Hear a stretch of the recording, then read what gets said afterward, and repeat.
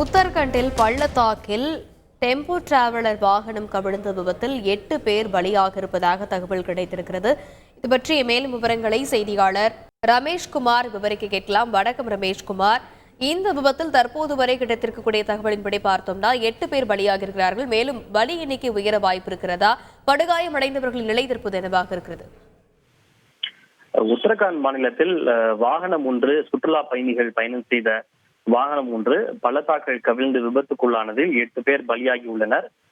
உத்தரகாண்டில் நமக்கெல்லாம் நன்கு தெரியும், அங்கு பல்வேறு ஆன்மீக தலங்கள் இருக்கின்றன.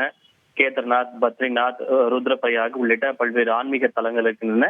இந்த சுற்றுலா தலங்களுக்கு பயணம் மேற்கொள்ளக்கூடிய பயணிகள் எல்லோரும் இது போன்ற டெம்போ டிராவலர் வாகனத்தில் தான் பயணம் மேற்கொள்வார்கள். அப்படி டெம்போ டிராவலரில் பயணம் செய்த அந்த பயணிகள் பயணம் செய்த வாகனம் ஒன்று பத்ரிநாத் தேசிய நெடுஞ்சாலையில் ருத்ரபிரயாக் என்கிற பகுதியில் பள்ளத்தாக்கில் கவிழ்ந்து அலக்நந்தா ஆற்றில் அது கவிழ்ந்து விபத்துக்குள்ளாகி இருக்கின்றது.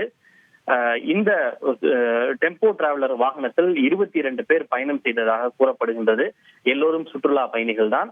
இந்த அலக்நந்தா ஆற்றில் கவிழ்ந்து விபத்துக்குள்ளானதில் தற்போது வரை 8 பேர் பலியாகி இருப்பதாக தகவல் கிடைத்திருக்கின்றது. மேலும் 9 பேர் படுகாயமடைந்து அவர்கள் அனைவரும் சிகிச்சைக்காக மருத்துவமனையிலே அனுமதிக்கப்பட்டுள்ளனர். இந்த விபத்து குறித்த தகவல் அறிந்ததும் உத்தரகாண்ட் மாநில பேரிடர் மீட்பு படையினர் மற்றும் உள்ளூர் காவல்துறையினர் அப்பகுதி பொதுமக்கள் அனைவரும் இணைந்து மீட்பு பணிகளை மேற்கொண்டு வருகின்றனர். இந்த விபத்து தொடர்பாக விசாரணைக்கு மாவட்ட ஆட்சியர் உத்தரவிட்டுள்ளார்.